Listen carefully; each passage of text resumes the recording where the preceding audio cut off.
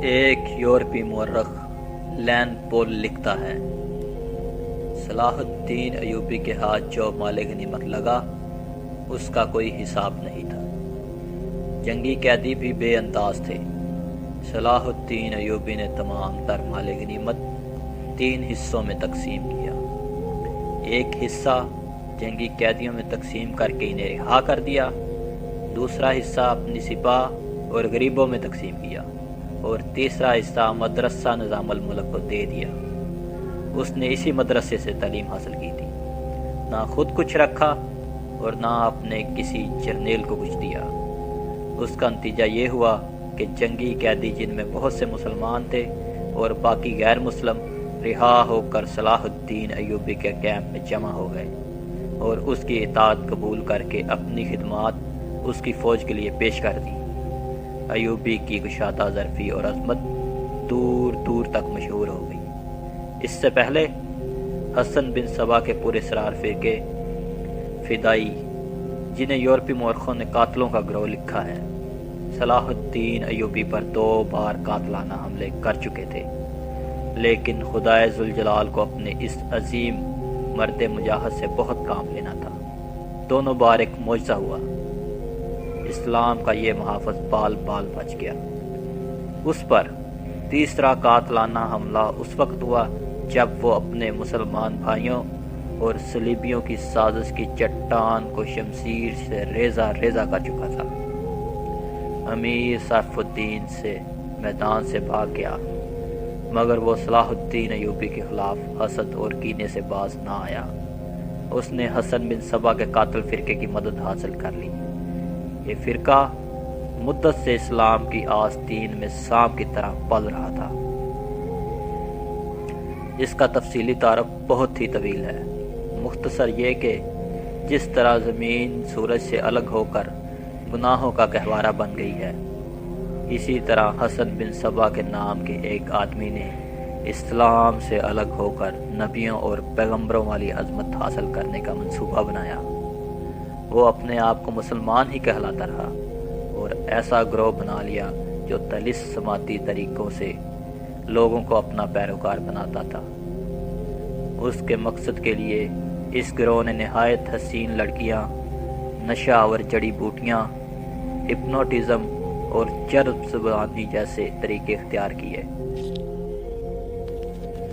بہشت بھی بنائی جس میں جا کر پتھر بھی موم ہو جاتے تھے۔ اپنے مخالفین کو ختم کرنے کے لیے قاتلوں کا ایک گروہ تیار کیا۔ قتل کے طریقے خفیہ اور پراسرار ہوا کرتے تھے۔ اس فرقے کے افراد اس قدر چلاک، ذہین اور نڈر تھے کہ بھیس اور زبان بدل کر بڑے بڑے جرنیلوں کے باڈی گارڈ تک بن جاتے تھے، اور جب کوئی پراسرار طریقے سے قتل ہو جاتا تو قاتلوں کا سراغ ہی نہیں ملتا تھا۔ کچھ عرصے بعد یہ فرقہ قاتلوں کا گروہ کے نام سے مشہور ہو گیا۔ یہ لوگ سیاسی قتل کے ماہر تھے، زہر بھی استعمال کرتے تھے جو حسین لڑکیوں کے ہاتھوں شراب میں دیا جاتا تھا۔ بہت مدت تک یہ فرقہ اسی مقصد کے لیے استعمال ہوتا رہا۔ اس کے پیروکار فدائی کہلاتے تھے۔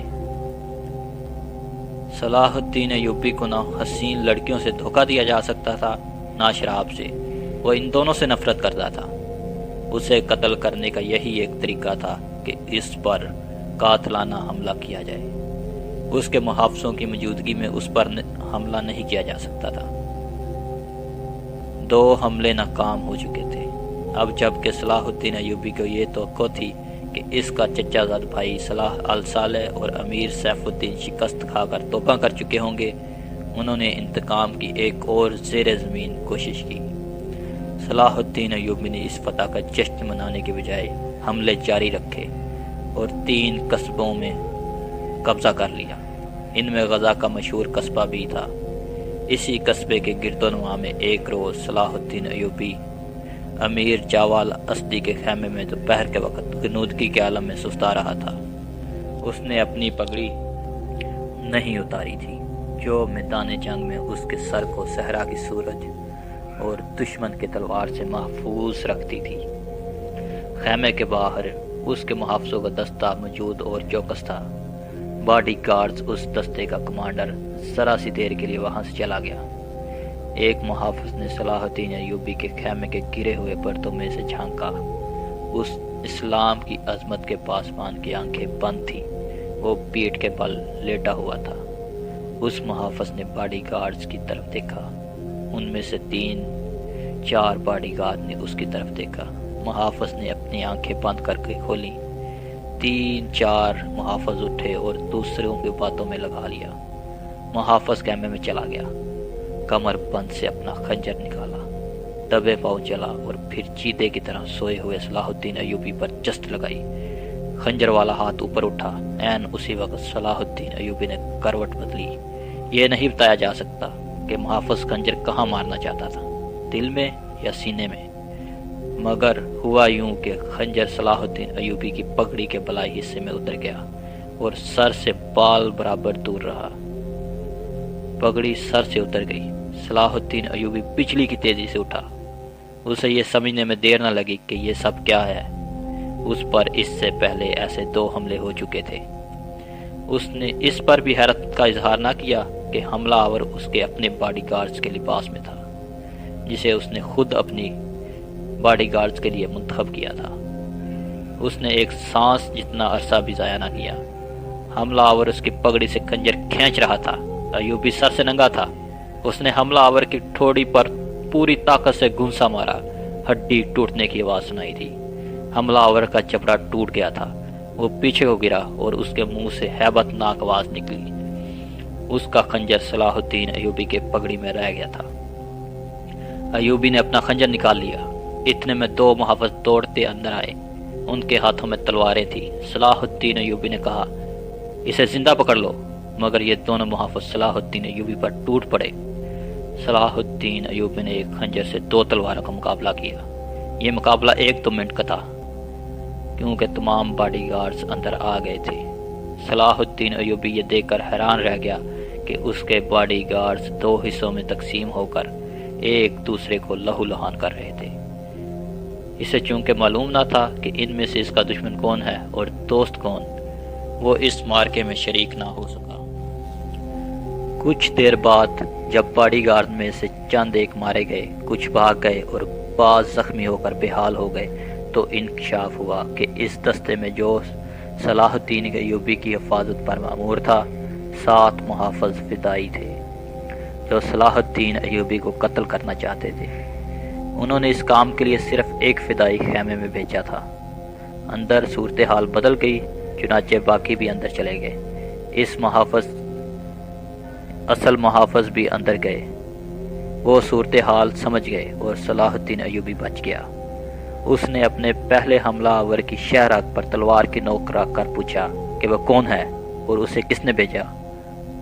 سچ بولنے کے بدلے صلاح الدین ایوبی نے اسے جان بخشی کا وعدہ دیا۔ اس نے بتا دیا کہ وہ فدائی ہے اور اسے کمشتگین، جسے بعض مورخوں نے کمشتگین لکھا ہے، اس نے کام کے لیے بھیجا تھا۔ کمشتگین الصالح کے ایک قلعے کا گورنر تھا۔ اصل کہانی سنانے سے پہلے یہ ضروری معلوم ہوتا ہے کہ ان واقعات سے پہلے کے دور کو دیکھا جائے۔ صلاح الدین ایوبی کے نام، اس کی عظمت اور تاریخ اسلام میں اس کے مقام اور کارناموں سے کون واقف نہیں؟ ملت اسلامیہ تو اسے بھول ہی نہیں سکتی، مسیحی دنیا بھی اسے ہمیشہ یاد رکھے گی۔ لہٰذا یہ ضروری معلوم نہیں ہوتا کہ صلاح الدین ایوبی کا شجرہ نسب تفصیل سے بیان کیا جائے۔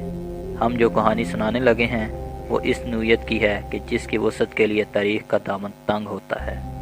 یہ تفصیلات تو واقعہ نگاروں اور قلم کاروں کی ریکارڈ کی ہوئی ہوتی ہیں، کچھ سینہ بسینہ اگلی نسلوں تک پہنچتی ہے۔ تاریخ کے دامن میں صلاح الدین ایوبی کے صرف کارنامے محفوظ کیے گئے۔ ان سازشوں کا ذکر بہت کم آیا ہے جو اپنوں نے اس کے خلاف اور اس کی بڑھتی ہوئی شہرت اور عظمت کو داغدار کرنے کے لیے اسے ایسی لڑکیوں کے جال میں پھنسانے کی بار بار کوشش کی جن کے حسن میں طلسماتی اثر تھا۔ صلاح الدین ایوبی کو مصر کا وائسرائے اور فوج کا کمانڈر ان چیف بنایا گیا۔ اسے اتنا بڑا رتبہ ایک تو اس لیے دیا گیا کہ وہ حکمران خاندان کا نونہال تھا، اور دوسرا اس لیے کہ وہ اوائل عمر میں ہی فن حرب و ضرب کا ماہر ہو گیا تھا۔ سپاہ گیری ورثے میں پائی تھی۔ اس کے ذہن میں حکمرانی کے معنی بادشاہی نہیں، اسلام کی پاسبانی اور قوم کی عظمت اور فلاح و بہبود تھی۔ اس کا جب شعور بیدار ہوا تو پہلی خلش یہ محسوس ہوئی کہ مسلمان حکمرانوں میں نہ صرف یہ کہ اتحاد نہیں، بلکہ وہ ایک دوسرے کی مدد سے بھی گریز کرتے تھے۔ وہ عیاش ہو گئے تھے۔ شراب اور عورت نے جہاں ان کی زندگی رنگین بنا رکھی تھی، وہاں عالم اسلام اور خدا کے اس عظیم مذہب کا مستقبل تاریک ہو گیا تھا۔ ان امیروں اور ان کے وزیروں اور مشیروں کے حرم غیر مسلم لڑکیوں سے بھرے ہوئے تھے۔ زیادہ تر لڑکیاں یہودی اور عیسائی تھیں، جنہیں خاص تربیت دے کر ان کے حرموں میں داخل کیا گیا تھا۔ غیر معمولی حسن اور اداکاری میں کمال رکھنے والی یہ لڑکیاں مسلمان حکمرانوں اور سربراہوں کے کردار اور قومی جذبے کو دیمک کی طرح کھا رہی تھی۔ اس کا نتیجہ یہ تھا کہ صلیبی، جن میں فرنگی خاص طور پر قابل ذکر ہیں، مسلمانوں کی سلطنتوں کے ٹکڑے ہڑپ کرتے چلے جا رہے تھے، اور بعض حکمران شاہ فینگ اور کو سالانہ ٹیکس یا جزیہ ادا کر رہے تھے، جس کی حیثیت گنڈا ٹیکس کی تھی۔ صلیبی اپنی جنگی قوت کے رعب سے اور چھوٹے موٹے حملوں سے حکمرانوں کو ڈراتے رہتے، کچھ علاقے پر قبضہ کر لیتے، تاوان اور ٹیکس وصول کرتے تھے۔ ان کا مقصد یہ تھا کہ آہستہ آہستہ دنیا اسلام کو ہڑپ کر لیا جائے۔ مسلمان حکمران اپنی رعایا کا خون چوس کر ٹیکس دیتے رہے تھے۔ ان کا مقصد یہ تھا کہ انہیں عیش و عشرت میں پریشان نہیں کیا جائے۔ فرقہ پرستی کے بیج بھی بو دیے گئے تھے۔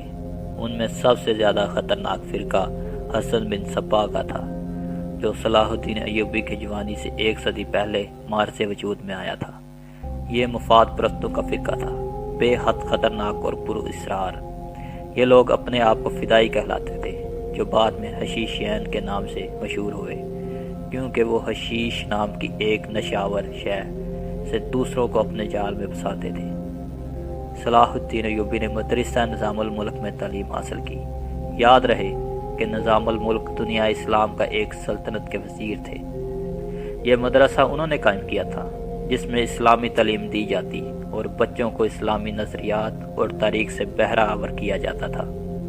ایک مورخ ابن الاتھر کے مطابق نظام الملک حسن بن صبا کے فدائیوں کا پہلا شکار تھا، کیونکہ وہ رومیوں کی توسیع پسندی کی راہ میں چٹان بنے ہوئے تھے۔ رومیوں نے 1091 عیسوی میں انہیں فدائیوں کے ہاتھوں قتل کروا دیا۔ ان کا مدرسہ قائم رہا۔ صلاح الدین ایوبی نے وہیں تعلیم حاصل کی۔ اسی عمر میں اس نے سپاہ گیری کی تربیت اپنے بزرگوں سے لی۔ نور الدین زنگی نے اسی جنگی پالیسی سکھائی، ملک کے انتظامات کے سبق دیے اور ڈپلومیسی میں مہارت دی۔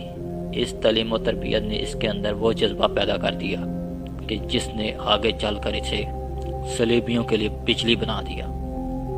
اوائل جوانی میں ہی اس نے وہ ذہانت اور اہلیت حاصل کر لی تھی جو ایک سالار اعظم کے لیے ضروری ہوتی ہے۔ صلاح الدین ایوبی نے فن حرب و ضرب میں جاسوسی، انٹیلیجنس، کمانڈو اور گوریلا آپریشن کی خصوصی اہمیت دی۔ اس نے دیکھ لیا تھا کہ صلیبی جاسوسی کے میدان میں آگے نکل چکے ہیں اور مسلمانوں کے نظریات پر نہایت کارگر حملے کر رہے ہیں۔ صلاح الدین ایوبی نظریات کے اس محاذ پر لڑنا چاہتا تھا جس میں تلوار استعمال نہیں ہوتی تھی۔ اس کہانی میں آگے چل کر آپ دیکھیں گے کہ اس کی تلوار کا اثر تو گہرا ہی ہوتا تھا، اس کی محبت کا وار اس سے کہیں زیادہ مار کرتا تھا۔ اس کے لیے تحمل اور بردباری کی ضرورت ہوتی ہے، جو اس نے اوائل عمر میں ہی اپنے آپ میں پیدا کر لی تھی۔ اسے جب مصر کا وائسرائے کمانڈر ان چیف بنا کر مصر بھیجا گیا تو ان سینئر افسروں نے ہنگامہ برپا کر دیا جو اس عہدے کی آس لگائے بیٹھے تھے۔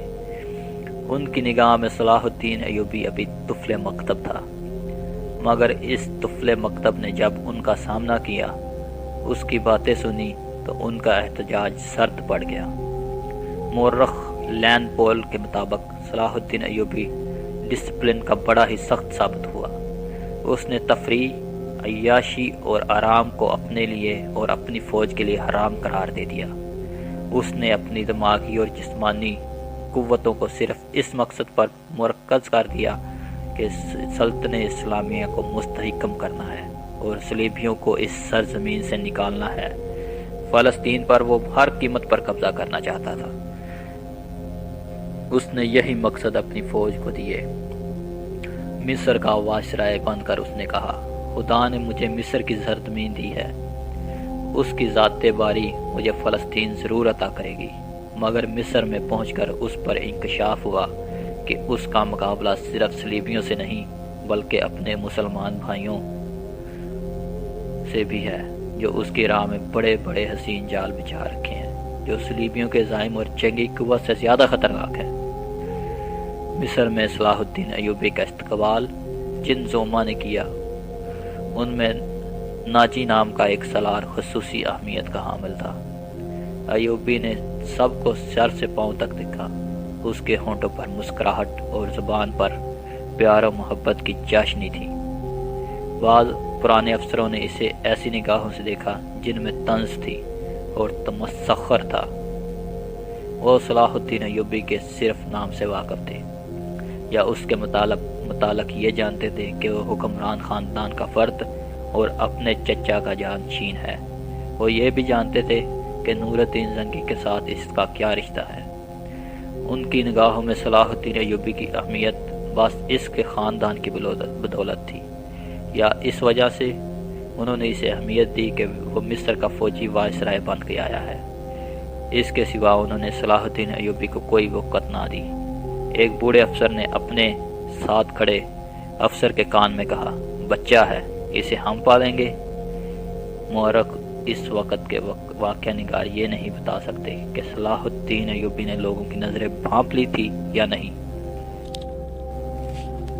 وہ استقبال کرنے والے اس ہجوم میں بچہ لگ رہا تھا، البتہ جب وہ ناجی کے سامنے مصافحہ کے لیے رکا تو ایوبی کے چہرے پر تبدیلی سی آ گئی۔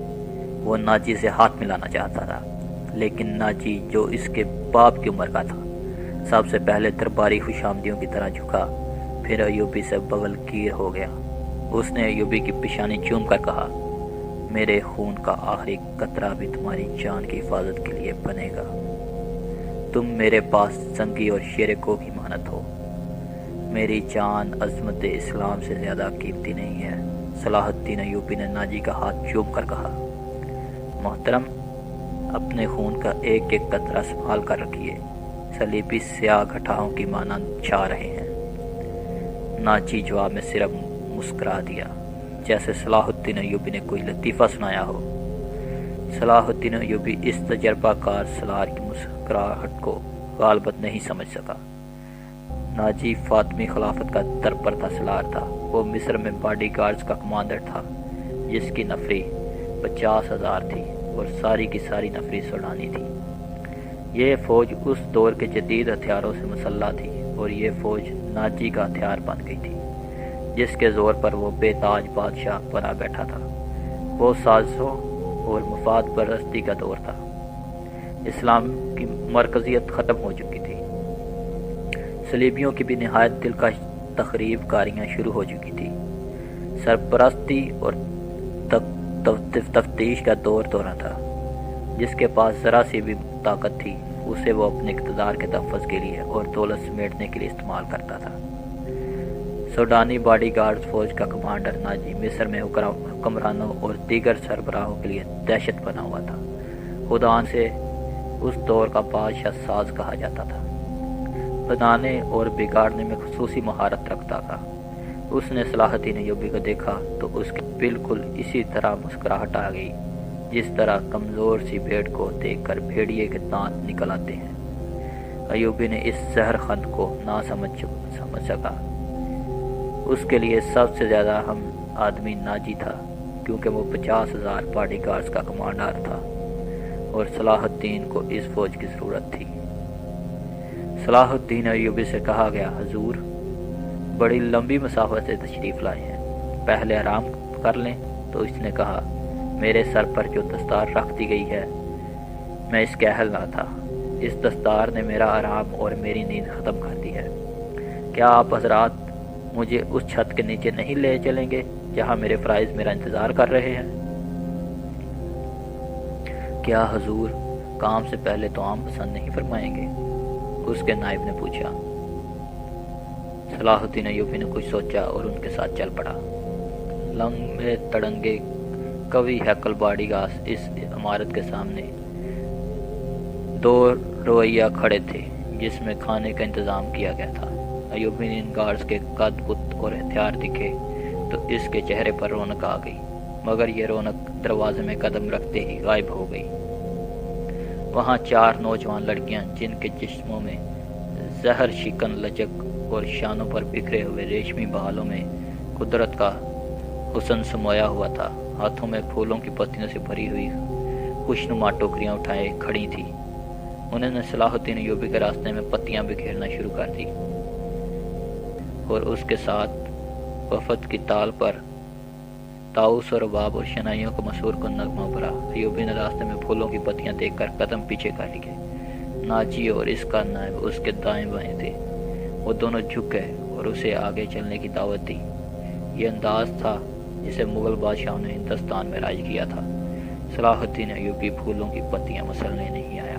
ایوبی نے ایسی مسکراہٹ سے کہا جو ان لوگوں نے پہلے کبھی نہیں دیکھی تھی، ہم حضور کے راستوں میں آسمان سے تارے بھی نوچ کر بچھا سکتے ہیں۔ ناجی نے کہا، اگر میری راہ میں کچھ بچھانا چاہتے ہیں تو وہ ایک ہی چیز ہے جو میرے دل کو باتی ہے۔